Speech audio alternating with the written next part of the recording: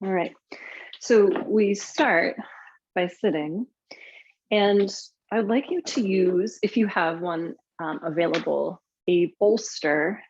And if it's not a yoga bolster, I bet like some sort of pillow or cushion from your home will do just as good of work, and kind of use it to blockade yourself from using most of the chair.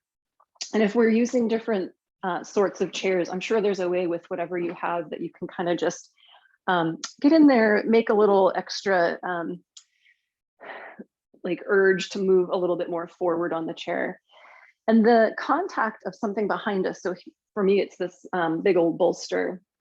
It makes me really aware of when I'm tending to tilt back a little bit with my pelvis.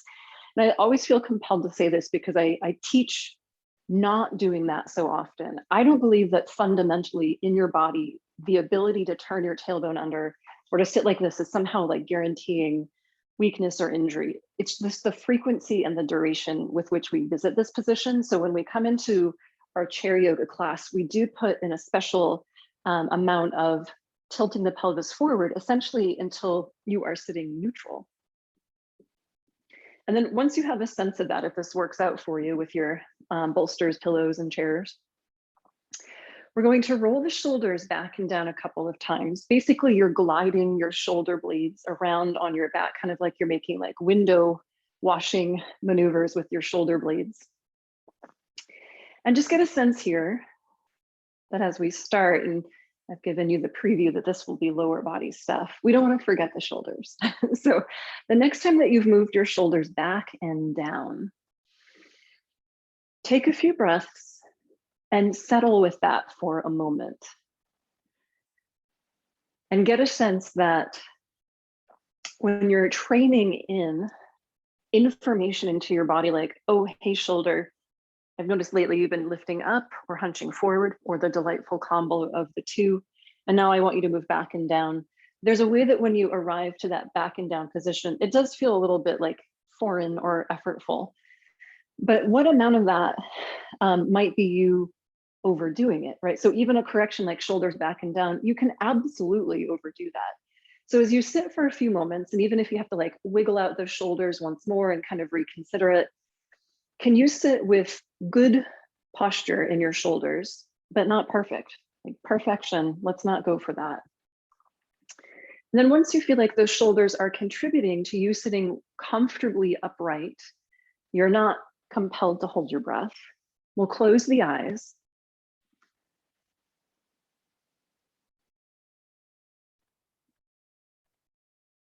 And begin here on purpose to take a few slower and longer breaths. Now, I bet that would have happened anyway, unless you're like quite consciously observing that you're sort of in a more agitated state in your breath. So you probably would have just started breathing slower anyway. And you don't have to take this moment to say, oh, she gave me an instruction, I must follow it to the utmost and get an A+ on this piece of work. But instead to feel that that slowing down the breath is a process, right? It's not like you flip a switch and it's like, oh, now I'm yoga breathing perfect. You know, if you can do it that easily, you should do it more often.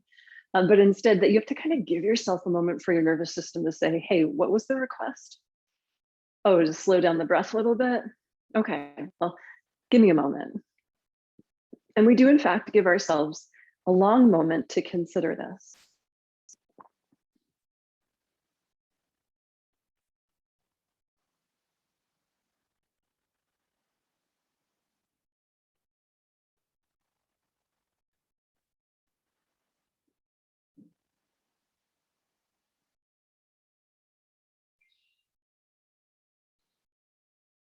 And as you sit with well-arranged shoulders, but no aiming towards perfection, as you sit with a breath that has its gradual process of unfolding to become longer and slower, have you been able to keep up with that lift in the low back that includes the pelvis slightly tilting forward, mostly as a preventative measure, so that while we're seated on a chair, which is not such a foreign thing for most bodies in our culture, that we don't resort to old habits.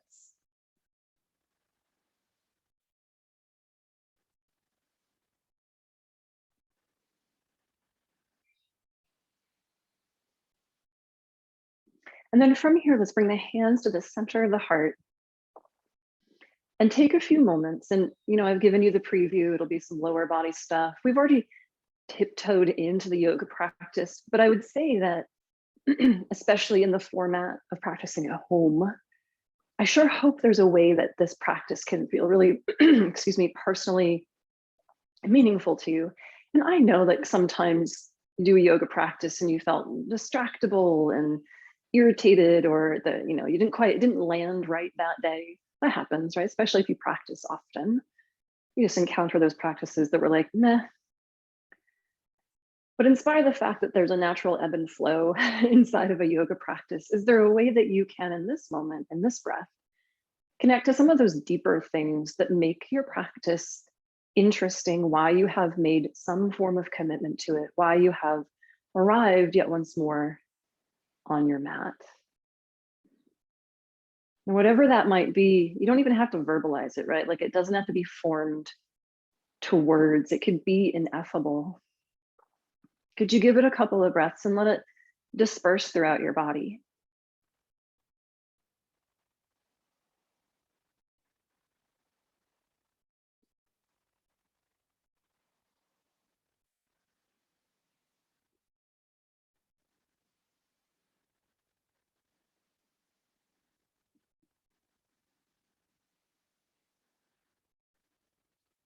And then as you're ready to, you could let those hands drift down from that gesture of Anjali Mudra and let those eyes open up one more time. Now we're gonna use the chair a little bit more here. So let's go ahead and take out whatever sort of propping, pillowing that you made space for behind you, just because we're gonna mobilize a little bit before we do anything else.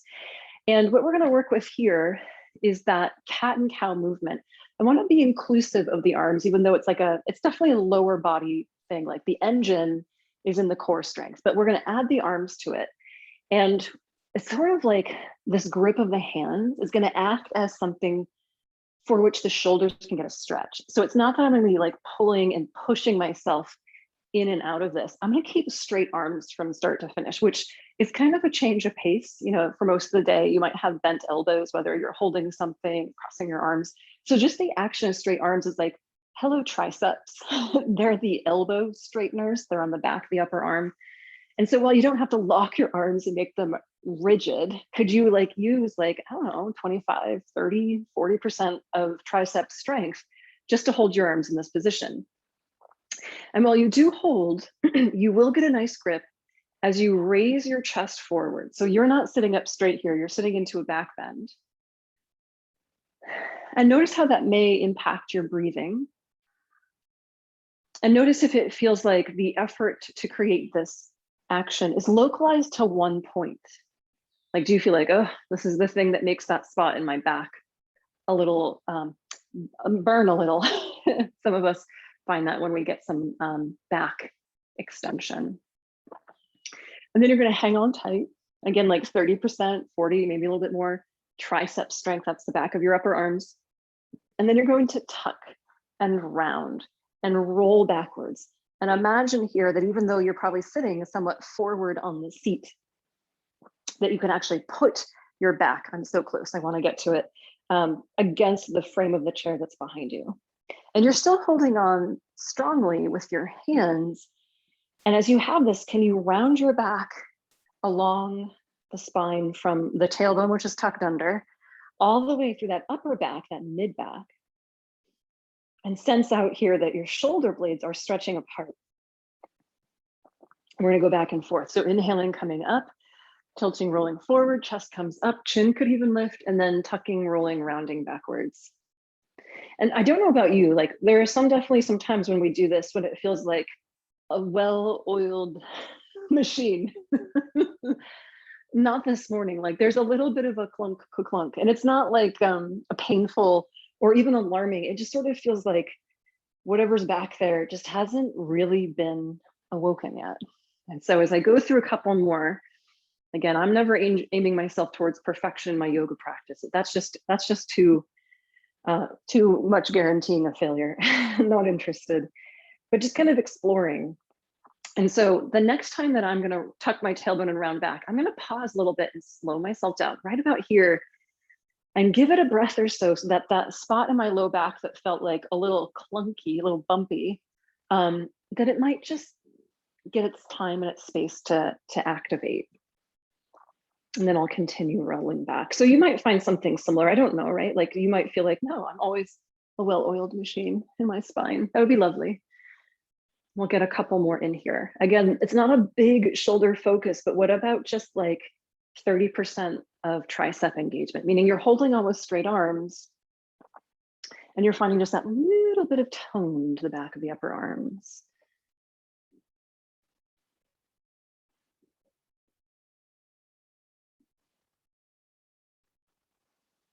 All right, I want you to take one or two more and pause somewhere where you feel like there's something to it. Well, that's gonna be right about here for me.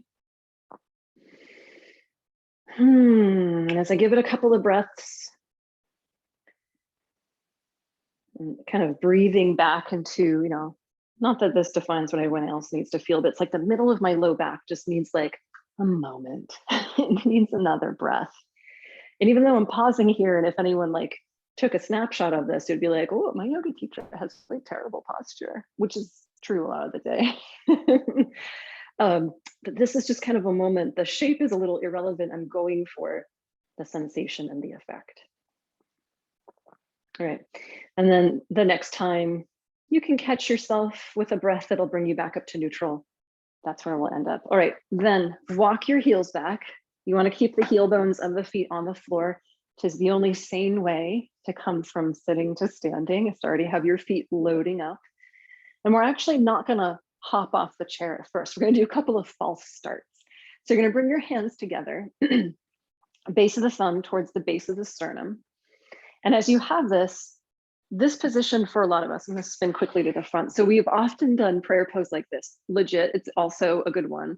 But I've taken classes a few times lately with someone who teaches it like down here. And I don't know why, it's just a little different. I mean, I do know why, biomechanically speaking, but it's like really impactful to me. It's like, oh, that feels so interesting for my shoulders because I want to do this as my arms come lower. So let's think here about those shoulders coming back. And I get something of a wrist stretch with this. Again, nothing's guaranteed. Maybe you don't perceive the same thing, but just a slightly different position and bring the shoulders back.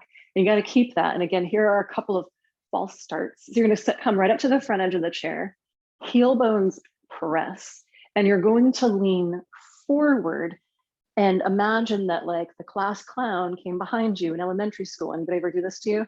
Or maybe you were the class clown and is about to tip you out of the chair. So as you're here, it's like, or if you're like in a rocking chair and you're just as far forward as that rocking chair will tilt, that's where I want you to stay for a moment. And even though for certain the rump is on the chair, the shoulders are flying back, I want you to push your heel bones down. Like you could sink your heel bones through the mat, the carpet, the floor, whatever you're standing on, and activate the legs for lifting you out of the chair without actually going there. And just perceive that for a moment. We hold on to it long enough, one, that you get tired of it, two, that you bail before I do, but three, so that you can kind of perceive what's going on. So as I'm here, leaning forward, pressing in, I actually feel like I'm heavier on the left side of my seat. So I'm just gonna do this little shift of my upper body to even that out. And I don't know that I would have noticed that if we were just coming up and down from the chair. All right, let's go ahead and come back. So rewind, delete, and we'll come back into it in just a moment. All right, base of the thumbs down to the base of the sternum. Fingers tilt slightly forward, right? Thumb is going vertical, fingers forward, but then shoulders back. And then from here, sitting well, sitting tall. And it's not so much can I put my nose forward, but can I lift that tailbone and again, roll the weight of my body forward. And it's just like I'm on the verge of picking myself up off the chair. And yet I shall remain seated, but I'm going to press my heel bones down. This is called isometric engagement, meaning we've positioned ourselves to make a move. And then past positioning, we've activated muscles to make a move, but we are not making the movement, right? So the range isn't changing. You're just kind of perching, lurching forward. However, there is load bearing through the bones and the muscles are being educated about the load that they're about to pick up, right? Let's go ahead and come on back and we'll take a pause. And that form of muscular activation called isometric, it's not unique to yoga. Like it's something that a muscle can do. But there's a lot of it in yoga if you put it in there. And I've seen great research on how this is great for the joints, and it's like just as good as like the full range with the activation. So I'm a big proponent of isometric engagement. Like you go to lift the piano, you're not going to lift that piano. But what if you tried? Like that's strength building. All right, let's do one more of our false start for chair pose. Heels of the hands, base of the sternum, shoulders throw back. And then you're going to tilt from the pelvis spilling forward to lean ahead in the posture. And then you're going to press your heels down. And then you're going to press the right heel bone more than the left. Don't pick up the left heel, right? Don't be so literal. And then press the left heel bone more than the right. Oh, so that one's easier for me. Okay, do that a couple more times. Press the right heel bone more. Press the left heel bone more. And again, you're not actually lifting up. You're just isometrically pushing and loading. And then which one of these, if you can discern, because if it's no different, that's fine too. Is it different? Is there something to it? That's what I always say, like, where's there something to it? So when I press my right heel bone down, that right side of my low back has to activate. And that feels harder to do because that's the kind of weak spot in my back. And again, I don't report this to dictate your experience. I report it to illuminate that there are these kind of subtle experiences.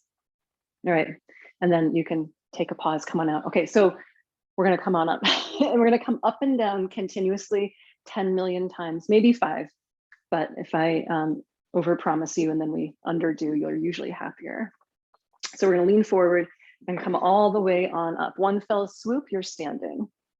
Right, and then come all the way back and down. Oh, the first one's always like, where's the chair? We're gonna come all the way back on up.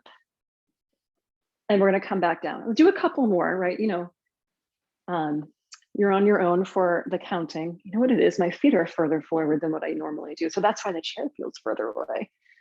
I'll go with it. I like the challenge. And if you noticed, like I did, but maybe something just totally different, like a strength discrepancy on one side, an asymmetry, maybe you know you're working with an injury or a post-surgical part. Does that side need a little bit more consideration? For me, it's my right side, just a weaker side. So when I come up, I'm gonna kind of direct myself to the left subconsciously. So in these last two, I'm gonna stare at these suckers, I'm gonna stare at these legs, and I'm gonna make sure that one isn't going forward of the other. And then I'm not like tilting over to the side. I'm gonna watch on the way down as well, because that's often where I lose it. There I go. Okay, one more to standing, and you're gonna stay standing. And again, I'm gonna go kind of slower on this one and put my like X-ray specs on and kind of watch how my legs get loaded. Yeah, right there's when my right side feels weaker. All right, and up we are. All right, so the next time that you're up, you stay up, you're gonna turn to face the seat of your chair and then ignore it for a moment and just position yourself to mountain pose. We'll lift from the base of the skull, we'll reach the arms straight down.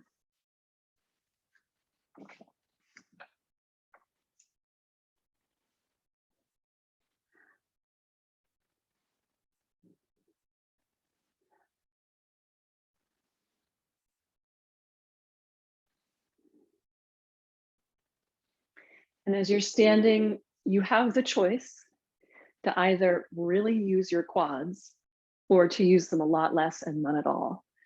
And so I advocate for choices. I advocate for variety. So as you're standing, on purpose, stiffen your thighs as much as possible. Now, there's some people for whom that means they just keep pressing their legs straight back and it starts to feel like overstretch in the back of the knee. Sidestep that and just think about the front of the thighs getting more rigid, like you're pulling up zippers from knees to hips. And then as much as you grabbed on and took hold, can you release? And it's, I know I always say this, but some people like their brain and their knee, they're in kind of like negotiations about if they should trust each other. It's not the difference between bent and straight, but the difference between engaged and disengaged. And again, it's not that one is better than the other. It's sort of like, in what circumstance are you moving, and what action and what outcome do you want? All right. And since we're just standing, I'm going to say it'd be nice to spend a little less energy on tightening the thighs and hips. So as you're here, can you get to a place where it feels like those kneecaps descend down? Caveat being, if a surgeon has screwed that kneecap to your femur, it will not rise and lower, but you can still engage and disengage. Right, let's sweep the arms out to the sides, come up overhead, get a nice long reach with that. And when you're ready with your exhale, let's fold over, hands to the seat of the chair.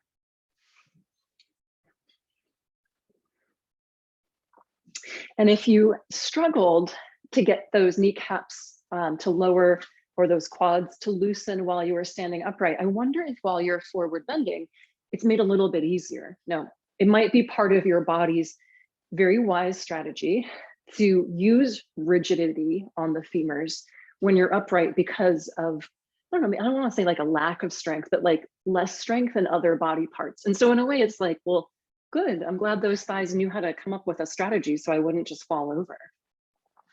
But now that you have fallen over to put your hands onto the seat of the chair, could those quads let go? And if you're not sure, you can turn them off and on a couple of times. I know I'm kind of like bouncing my kneecaps up and down. I'm positive it's not showing up on the screen very well. All right, let's hold the sides of the seat. And you're going to take a couple of moderate steps backwards. The idea here is not how far back the feet, but how far back the hips. So as you stretch out, get that good long length.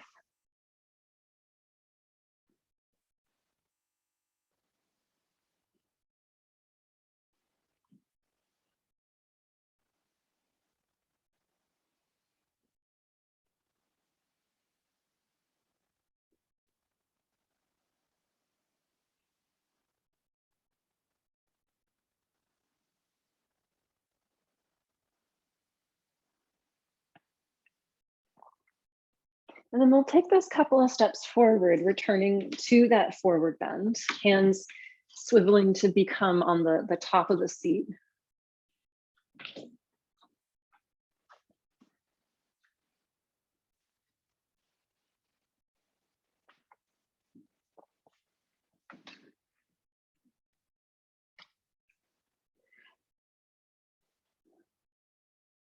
And then from having your hands flat, let's come on to fingertips. And people usually press less on their fingers than they do on their hands, right? Because they're a little bit less sturdy. So we're more delicate when we're pressing the fingers down. That means the loading goes somewhere else, right? Like if it's not just like cramming into the chair through the fingertips, you're probably using your hips and thighs and low back a little bit more, which is for the good. So let's try that even a little bit more. If the frame of the chair for you doesn't work for this, then edit, improvise. I'm going to reach the arms forward.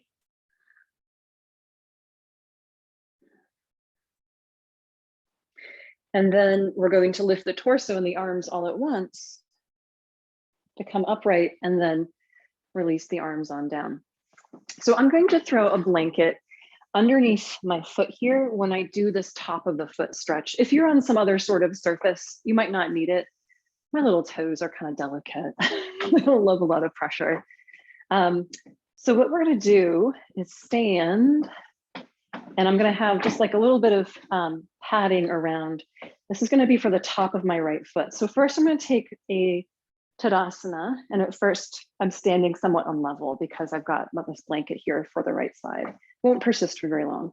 And then I'm just going to come back on to my tiptoes for a moment. This won't last. But just for a moment, you're just going to experience this weight transfer, right? So when I'm standing like this, even though I'm a little crooked, it actually makes me a little bit straighter because of my scoliosis, oddly enough. That when I'm standing like this, I want to experience the weight transfer of balance. So when I come on to that right tiptoe behind me, it's like, oh, I have to kind of figure out the side to side part of this, which is great. So a little moment of like, little balance pose. Then you're going to come on to the top of the foot behind you. And this can happen in a couple of different ways. So the further you go back, the more open the front of the ankle has to get. And for some people, that is like cold sweat, like it's intense. And if you bring the foot closer in, you could begin to lower the heel back, which reduces this stretch right here, which just know that that's an option, but it's going to kind of make you curl your toes under. So it's sort of like I'm making a fist with my foot. So I'm going to opt to go further back because that top of the foot stretch is what I'm chasing, but do know that there's a way to decrease the intensity of it. And then once you have this, notice if your pelvis turns towards the right in order to get that right leg back. And could you face your hips forward?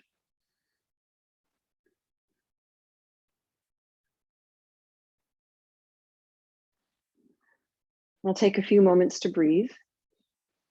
And then throw a glance over that right shoulder and make sure that your heel bone is pointing up and not falling out to the side. Not bad, but we're going to do a second one and then we'll do that. So I want you to start with your baseline of heel pointing up. Oh, oof. I'll make the sound effects if you would like me to. All right, let's come off of that and we're going to do the other side. So again, I'm going to start with Tadasana. I'm going to move my left foot back and I'm just going to start on the tiptoe for a moment, just to kind of say, hello, balance posture. Before I add anything like stretchy or intensive or range of motion oriented, I'm just on the tiptoe. And then once I've caught my bearings with that, I'm going to bring the foot back. And again, I'm going to go further back as opposed to being closer forward with the heel down. This would be like a top of the toe stretch for me. And that might be necessary and good for you. I'm going to opt to go further back. We'll keep a few breaths moving here. And again, I'm just going to make sure that in order to do all of this, I didn't have to turn my pelvis towards the left. So that left side, my pelvis is facing forward. And then I'm going to take a glance over my shoulder. And I mean, I can see it on screen, but I'll look at my body and make sure that my heel bone is pointing up, not out. We're going to do round 2 of these in a second. Oh, this side even more. That top of the foot and the front of the shin, it's very hard to access if you're looking for like, I'll just call it stretch. We'll call it like range of motion or stretch. It's difficult to create things that do that. And let's go ahead and come out of that. And as a body worker, it's even difficult to apply a lot of force there because of that really rigid shin bone. It can be done, but it often sends people through the roof. All right, so let's go back to that right side. And you're going to take a breath here. And then you're going to come back. And again, you could be a little bit more like toe oriented, dropping the heel. If that's all your foot can contend with, we can't force it. Otherwise, you can go back. And then this time on purpose, I'm going to tip my heel to the side. Now, if this particular funky thing that we're doing ends up as like a shearing or pulling, pushing force around the knee, then skip that or moderate it by like going towards that tilt out by lesser degrees, fewer degrees. And as you know, I'm not trying to put anything right at the joint that feels painful, but I'd be happy to put something on a muscle that feels painful. Happy to do it. All right, so I'm looking over my shoulder and it's like my toes are pointing to this green wall beside me. My heel is tilting towards the camera, towards you.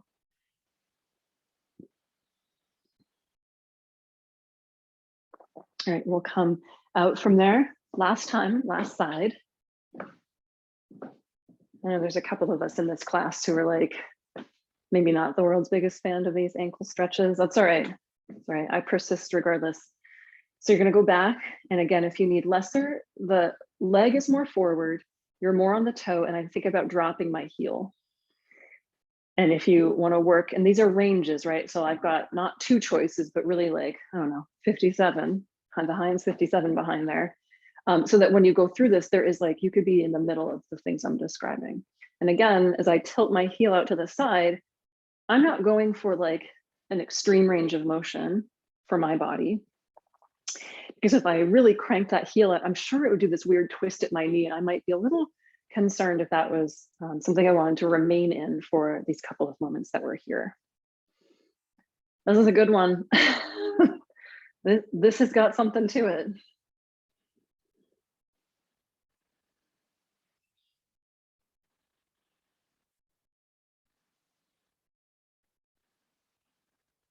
All right. Oh man, I should do this more often. The next time you see me, remind me of that. Oh, all right, let's go ahead and come out. That poor right side.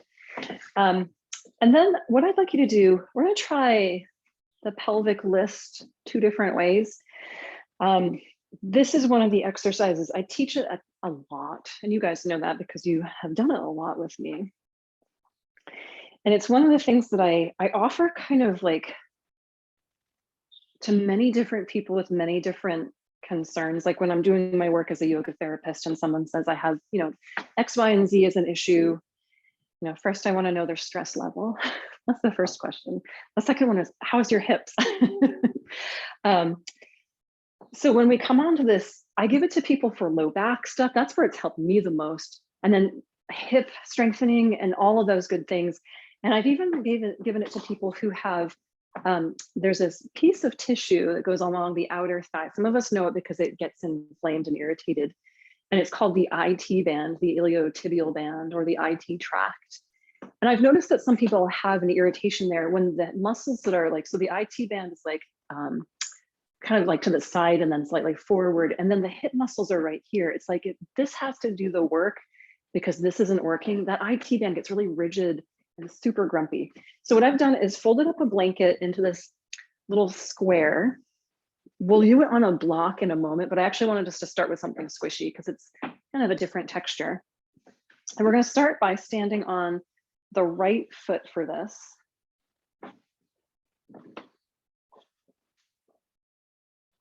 Trying to keep myself on screen, but I don't want to end up touching the wall. That's all right. Okay, so I'm going to come to standing on my right foot. Left foot comes off the floor. And again, I'm suggesting like a folded blanket or towel, or if you've got like a stack of pillows or even that bolster, just something squishy, something less stable, right? So if we do all of our strength training on stable surfaces, I don't know how well that applies to the moment when you're like walking through like a muddy trail with roots and rocks. So I like a little squish, like a little instability in this exercise. So you're going to start with hands around the waist or hips. And first order of business is to point the pelvis forward. And the second order of business is to relax your quad on your right leg. And by centering the pelvis to look straight ahead, relaxing the thigh, you're already, without even like having to say, brain, figure out this load bearing on the outer hip. Those 2 things already demand that this outer hip does it, right? Like some of us like to outthink our yoga. Like people often ask me, well, what muscle should I use? And it's like, wow, if you are that good at singularly using one muscle in isolation, you don't need me. So as you have this, center the pelvis and try to relax this right quad. And we're not even like going anywhere. This left foot is floating. Oh my goodness. Next time you see me, tell me to do this one more often. Woof. All right, let's start simple. We're going to go to the other side. So left foot comes on your squishy support. Right foot comes off the floor. And we're not going to really add motion to it at first. Just center your pelvis. It's my slightly easier side. I'll still grunt and groan though. And then see, can you relax the front of this left thigh? And again, it's not because there's a supremacy in doing this one way. What I teach is having a multitude of options so that your whole life long, you're moving in the ways that you want to, that serve you, that make you happy. And some of us want to be able to hike, others of us want to be able to garden. Sometimes it's getting on the floor with kids, grandkids. Maybe one day it'll be strolling through an Italian city on cobblestone streets. All right, just standing there, pelvis facing forward, relaxing that left quad. You don't have to overthink it. You'll end up using the outside of your leg and you can feel it in many different places. My exercise is targeted to your outer hip, but doesn't mean other body parts aren't working. All right, Let's go back to that right side. I'm thinking, let's switch this out to a block. Unless you're loving that squishier thing, keep it. But I'm just changing things again, variety options.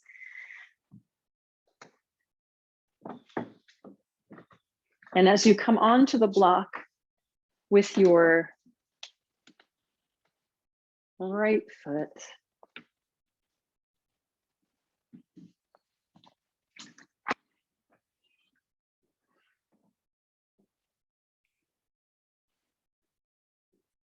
we're going to do the same two things at the start, which is just center and face your pelvis forward.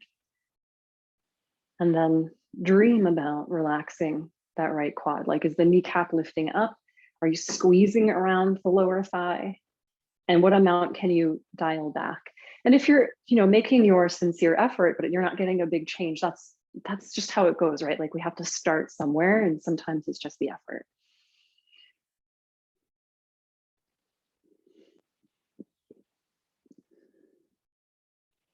Okay, pelvis facing forward, quad, dreaming of relaxing. And then from here, we're going to make that motion, which is called a list. So we're taking the pelvis from level, and then we're slanting it to the right side, it's lower. And you can kind of see that, like the contrast between the color of my shirt and my pants, which oddly seem to blend in quite a bit. I guess this is the color I like. Pea green. We're going to press down on that side of the pelvis so that we're no longer level, but you can see a slant higher on the left, lower on the right, and then back to level. And the movement isn't, like, at least in my body, it's not huge, right? So this motion here, ooh, I'm working hard, but it's not like I can actually increase that range very much. Oh my gosh, this hip is working here to pull down on that side of the pelvis, and then it releases to stabilize the pelvis level. So it means it's working from start to finish. Ooh, is your pelvis still facing forward? Is your quad still relaxing? Oh, this is almost comical. Have we not done this in a couple of weeks? I feel like I haven't done this in years. Or maybe my hips are just feeling a little used and abused lately from being in the garden so much more. Whoa. Okay, the next time, I'm breaking a sweat. You have that side of the pelvis slanted lower. Hold that for a moment. And move the hips back, pelvis forward, relax your quad. 5, 4, 3, 2, 1. All right. Oh, let's come off of that. That is work. All right. Maybe we haven't done it lately. So left foot on. Right, you guys are just going to pay for the sins of your yoga teacher. I haven't been working my hips lately, so you have to do it. As you stand on, again, we're going to start with a level pelvis. Face the hips forward. And then think here about relaxing that left quad.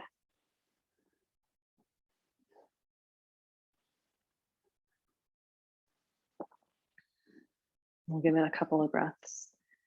Just catching the stability at first before we add the mobility. Okay, and then starting level, which again, you can see between the contrast of the colors that I'm wearing. And then you're going to go down on that left side, right? And look, it's not like, it's a gentle slant, but I promise you I'm working, and then we'll go back to level. And if you haven't heard me remind you of this lately, because I don't feel like I've taught it lately, this is really a snippet, a sliver of your gait, of your walking. And gait analysis is super interesting to me. It's like something I'd love to study in depth someday with somebody who really knows their stuff. Because you can see so much about the way people move when they walk. And thankfully, when you're walking, you don't work this much. But if you're looking to improve your gait, like you shuffle, or like if you go for a long walk, your knees are achy or your low back feels grumpy, go to the hips and do this sort of work where you're not stretching, but you're mobilizing. So in this moment, as we do 10,000 more, that here, what this hip has to do, well, it has to be strong enough to move my upper body, right? It has to be able to say, we're going to take this upper body on a little bit of a bouncing ride. So that in my gait, in that snapshot of walking, there's a moment where one foot is stepping forward, you're standing on a single leg.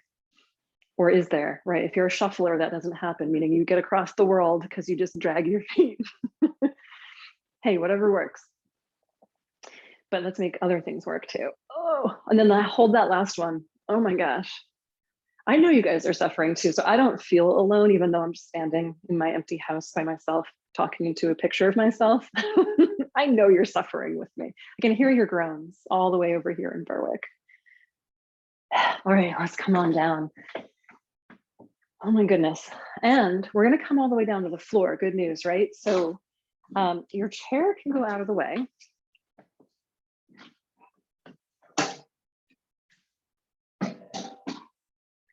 Really thought we'd get a visit from Oliver the cat, but there's like a swarm of starlings playing in the backyard. He really has to do some monitoring of them, so guess not.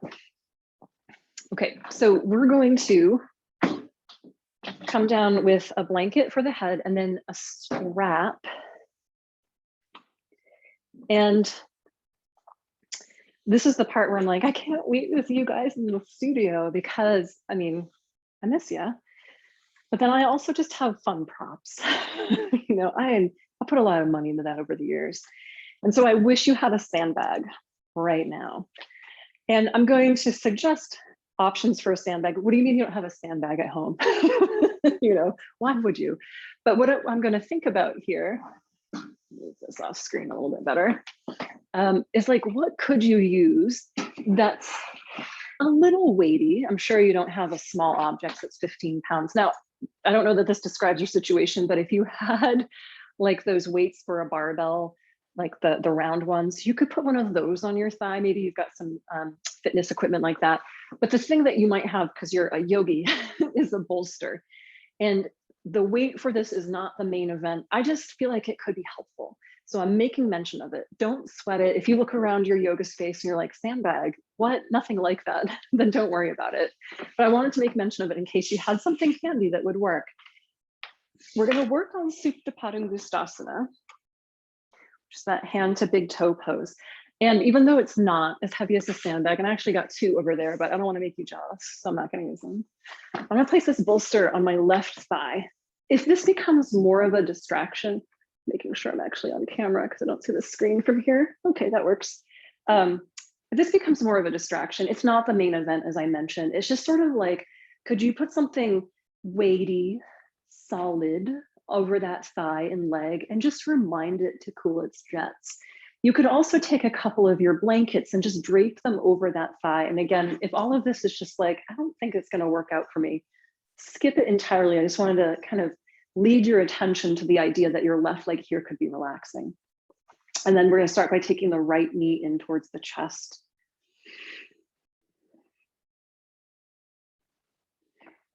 I'll tell you why I have a couple sandbags at home. Well, obviously this is my home practice space and I like to have all my yoga toys, but I take my online classes with my teacher, and he's really been quite particular about my shoulder stand lately, which I'm happy for the scrutiny, even though it just is really tough what he wants me to do.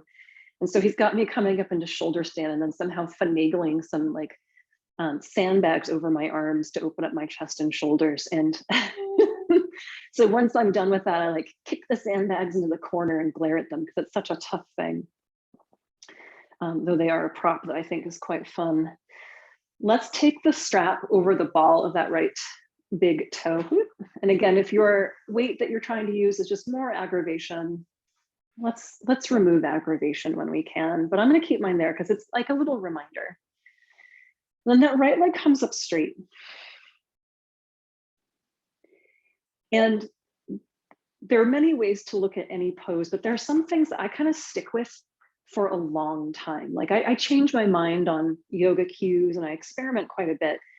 But one thing that I just know biomechanically is that if you want your hamstring to receive the load of lengthening, you and I might just call that stretching, your knee has to be straight. But if having your knee straight means your leg goes really low, you'll have to find a way to become tolerant of that.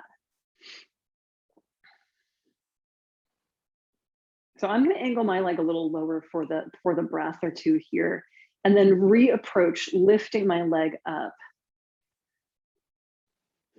and seeing if I can keep that straight.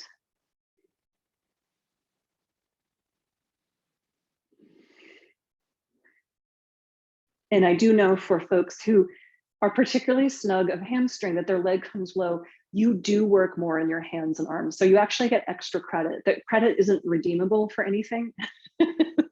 You can just accumulate it endlessly.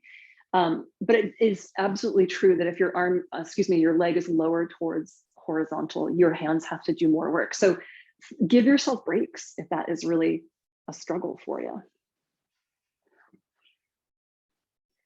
Okay, and then the pose I was really hoping to aim us towards here is this. So what I'd like you to do is with your leg up straight at the knee is to then turn the leg out. So my tiptoes are kind of glancing over my right shoulder and the leg is still straight.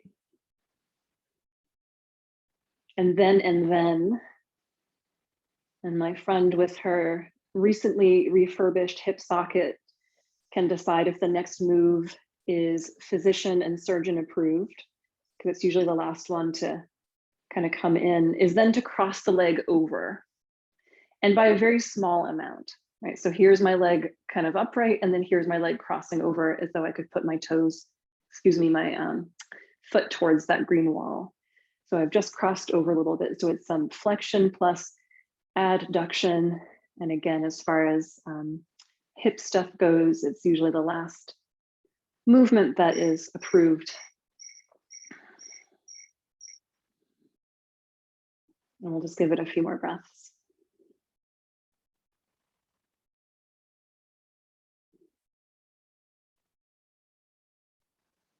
All right, and then let's come out from there. Slip this off. We're gonna do that on side two. So I'm just gonna kind of drape and angle my bolster over my right thigh. Again, it's not really pressing down because it's not that heavy, but it's like a little loving reminder, like, hey, this leg can relax. And then knee to chest on that left side.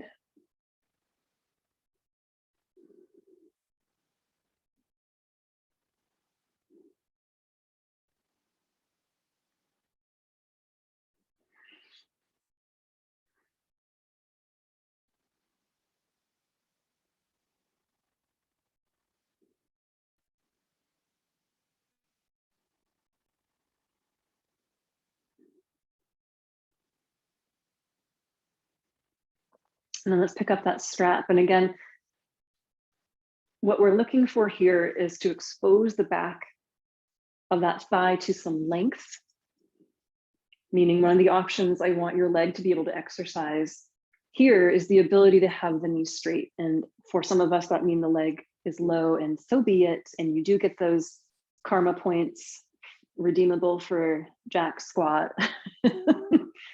Because you do have to work harder to do this, right? Because your arms are working more. And it can be more of an intense thing for somebody with tight hamstrings. So when your leg is in the position where it's straight, just give it a few breaths. And you can even explore, right? Like that's not a preset condition.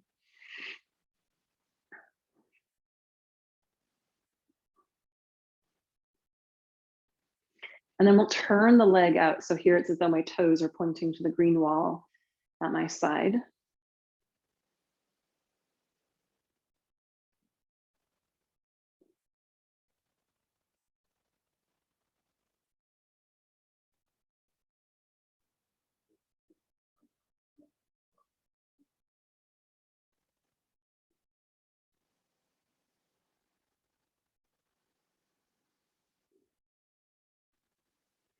All right, and then again, it's a small maneuver, not a big one, but I want you to cross that leg over. You can hang on with both hands. Sometimes I switch hands. You can figure out how much work you want your hands to do here. And the toes are still turning out towards the left, but the leg is crossed over by a small amount.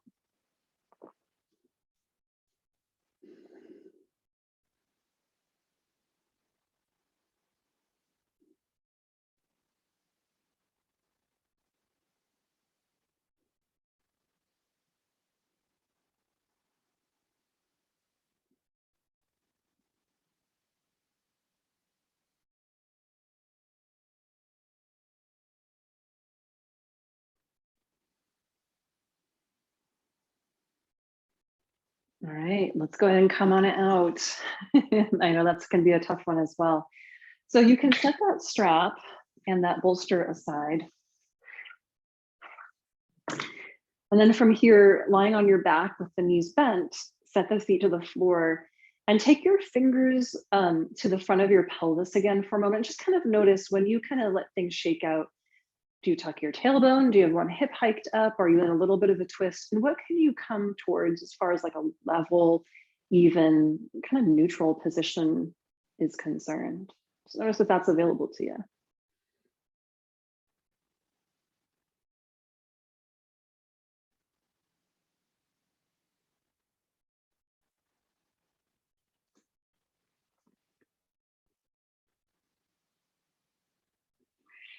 And then keeping your pelvis level and even and towards neutral, feel free to do like a half movement, right? So if you can't complete the whole shebang here, not problematic, but you're going to take your right foot off the floor and think about crossing it over like the right heel taps the left knee. And if you only get midway there, you're golden.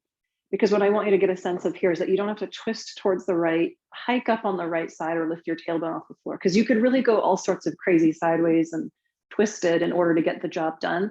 But the rule of the road is that here you can cross that leg up and over, but not move the pelvis. And today in this moment, I can't quite get there with my heel, and I'm going to just drop that foot back to the floor. And let's try that a few good times. So you pick the right foot up off the floor. It's as though you're going to cross your heel to your opposite knee. You might only get midway there, 4/5 of the way there. Maybe you can actually tap that heel to your knee. You're going to keep the pelvis stable in doing so, and then reverse your way out. Let's call this hip strength and core strength combined.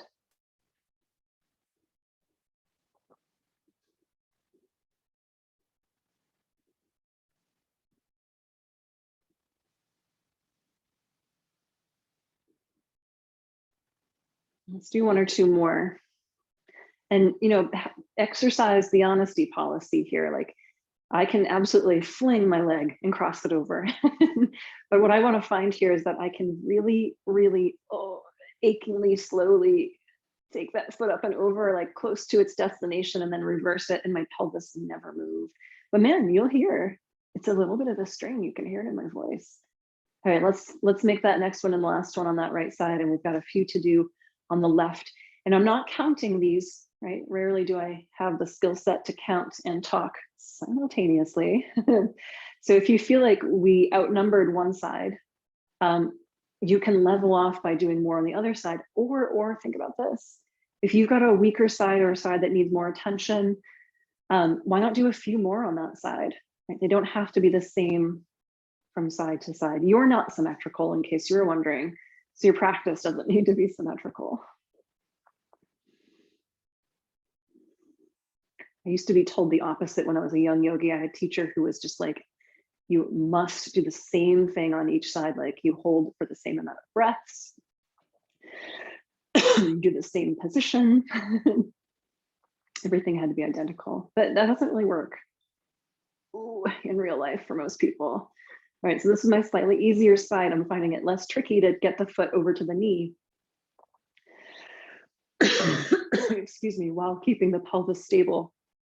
But I'm not going to get too bold and just be like, oh, this is my good side, I don't have to pay attention. I do have to pay attention, because that good side holds hand with the bad side. That good side is just part of something that has difficulty on its other half.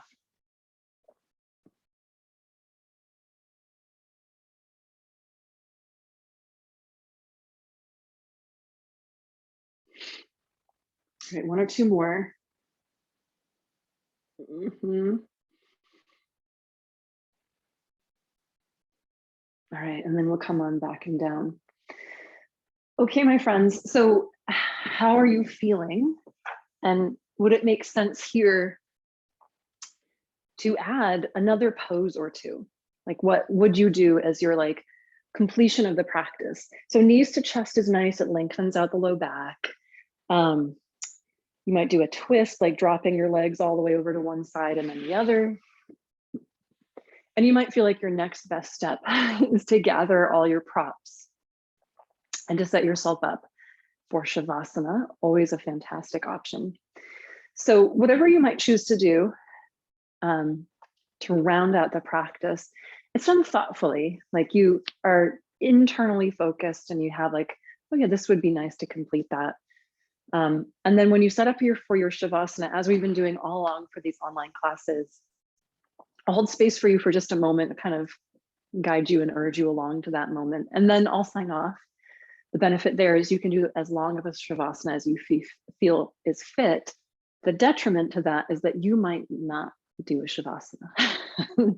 So if you are a chronic Shavasana skipper, I get it that you might have a packed morning, things are already calling your name and tugging at your attention, but I think we all know the best thing that we can do for ourselves is just to unplug, right? So in a world full of distractions, you'll never get your to-do list completely satisfied.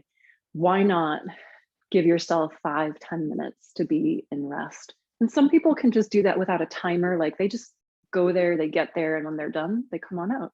And other people like the structure and the promise that they are only there for X amount of minutes. So you might set a timer on your phone or a clock. You might turn on some music, and that way you know how long you've been there. And you might have a wide enough margin around your practice and the inclination to simply go into Shavasana and let it play out the way that you want it to. If you can't do that today, do it sometime. Just do like the world's longest Shavasana. You might end up falling asleep, c'est la vie, you'll wake up. And I hope that practice is feeling good. If you have any questions, you can be in touch. If I don't respond to you immediately, I'm just a little bit away from the computer more these days, but I'll be back to answer emails as soon as. And I hope that we can stay connected and that we can see each other really soon. Namaste, be well, and I'm thinking of you.